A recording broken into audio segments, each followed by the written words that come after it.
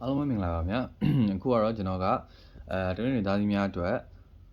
9ရက်6လ2025မှာပြီးတော့15ရက်6လ2025အထ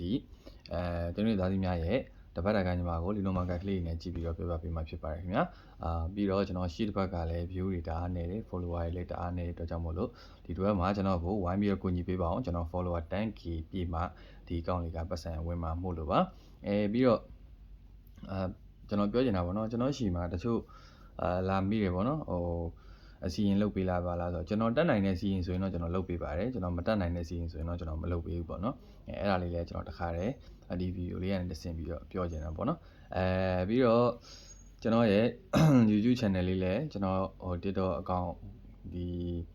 bio မှာတင်ထားရပေါ့နော် YouTube channel လေးကိုလည်းအလဲလာပေးဖို့ဖိတ်ခေါ်ပါတယ်ခင်ဗျာကျွန်တော်တနင်္ဂနွေသားသမီးများအတွက်ကတ်တွေကတော့ဆွဲပြီးသွားပြီဖြစ်ပါတယ်အဲ့တော့တနင်္ဂနွေသားသမီးများရဲ့တပတ်တာငွေကြေးကံကြမ္မာတွေကနေစပြီးတော့ကြည့်ပေးမှာဖြစ်ပါတယ်အဲ့တော့တနင်္ဂနွေသားသမီးများအတွက်ကြားလာတဲ့ကတ်နံပါတ်ကလေးကကတ်နံပါတ်1ငှက်ကြီး30ဆိုတဲ့ကတ်ပေါ့နော်အဲ့တော့ငွေကြေးနဲ့ပတ်သက်ပြီးရမယ်ဆိုလို့ရှိရင်တနင်္ဂနွေသားသမီးများဒီပတ်တာကာလမှာ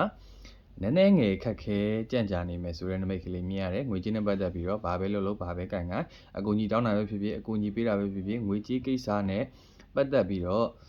့ပြောမယ်ဆိုလို့ရှိရင်အပေးယူချီငါအကူအညီတောင်းတာအကူအညီပေးတာပြီးတော့ကိုရရရှိတာဒါမျိုးလေးတွေကဒီတပတ်တာကာလမှာငွေကြေးနဲ့ပတ်သက်ပြီးအရာရာကခက်ခဲနေမယ်ဆိုတဲ့နမိတ်ကလေးကိုမြင်နေရတယ်ပေါ့နော်ဒါပေမဲ့ဘာမှမပူပါနဲ့တဲ့အဆုံးကြလို့ရှိရင်တော့အဆင်ပြေသွားမယ်ဘယ်လောက်ပဲခက်ခဲပေါ့နော်ကိုရမယ့်ရက်ကိုတော့နည်းနည်းလေးနောက်ကျပြီးတော့ရတတ်တယ်ဒါပေမဲ့ရပါလိမ့်မယ်ဆိုတော့ဟာလေးတော့ရှိတယ်ပေါ့နော်အဲ့တော့ငွေကြေးနဲ့ပတ်သက်ပြီးတော့လည်းအရင်စိတ်တမကြပါနဲ့အဲ့တော့ငွေကြေးနဲ့ပတ်သက်ပြီးတပတ်တာကံကောင်းစီဖို့အတွက်လုံးလို့ရတဲ့嘢တွေကလည်းဘာလဲဆိုတော့ကျွန်တော်တို့ကိုယ့်ရဲ့မွေးနံတောင်းတနင်္ဂနွေတောင်းမှာပေါ့နော်ရောင်စုံရက်ကလေးတွေကိုတက်စီလှူပြီးတော့ငွေကြေးလက်လာပါပွင့်လန်းလာဖို့အတွက်ဒီတစ်ပတ်တာကာလမှာဆူတောင်းကြည့်ပါကျွန်တော်ပြည့်ရဲ့ကြေးတွေလေးတွေကိုတေချာလုပ်ကြည့်ရင်အဆင်ပြေပါတယ်ခင်ဗျာဆက်လက်ပြီးကျွန်တော်အချီရေးကိုပြောပြမယ်ပေါ့နော်အဲ့တော့အချီရေးနဲ့ပတ်သက်ပြီးပြောမယ်ဆိုလို့ရှိရင်တော့အချီရေးကအမက်ခွန်ငွေဟောက်ဆိုတဲ့နမိတ်ပေါ့နော်အဲ့တော့ငွေဟောက်ဆိုတဲ့နမိတ်ကဘာကိုပြောချင်တာလဲဆိုတော့အချီရေးနဲ့ပတ်သက်ပြီးတော့တဲ့ကိုယ့်ရဲ့အချီရေးမှာကိုယ်ဂျားလူဝင်နှောက်ရှက်မယ်အနှောက်ရှက်ပေးမယ်အခက်မသိရင်ဒီအခြေမှာကိုကအမှုခင်းလေးတွေဖြစ်နိုင်တဲ့အခြေအနေအထိဖြစ်သွားနိုင်တယ်ဆိုတဲ့နမိတ်ကလေးကိုမြင်ရတယ်ပေါ့နော်အခြေအနေနဲ့ပတ်သက်ပြီးတော့ကန်လေးကတော့အလွန်ညံ့နေတဲ့ထဲမှာပါတယ်အဲ့တော့အခြေအနေနဲ့ပတ်သက်ပြီးတော့ဒီတပတ်တာကာလမှာကွဲတာပြဲတာဂျားလိုဝင်နှောက်ရှက်တာဒါမျိုးလေးတွေကြုံလာရနိုင်တဲ့အတွက်ကြောင့်မို့လို့တတိထားမယ်တပတ်တာကာလဖြစ်တဲ့ဒုတိယသားသမီးများအတွက်တပတ်တာအခြေကန်ကြမှာကောင်းမွန်စေဖို့အတွက်ကြတော့ကိုယ့်ရဲ့မွေးနံတောက်တနင်္ဂနွေတောက်မှာရှိတဲ့ဖျားဆင်းလို့တော့တဆူဆူကိုသွားပြီးတော့ရွှေဆိုင်ကတ်တာတော့မဟုတ်ရွှေချတာဒါမျိုးလေးတွေလုပ်ပြီးတော့ရေတာခြေကြည့်လို့ရပါတယ်ခင်ဗျာပြီးတော့ကျွန်တော်အခြေရေးကိုကြည့်ပေးပါမယ်အခြေရေးကလည်းထိုနည်း၎င်းပဲအခြေရေးမှာအိမ်တော်ရေးပေါ့နော်အိမ်တော်ရေးမှာလည်းဒီနေ့သားသမီးများကလိန်ညာလေပြားခံရတတ်တဲ့အိမ်တော်ဘက်ရဲ့လိန်ညာလေပြားချင်းခံရတတ်တယ်လို့စကားများရတ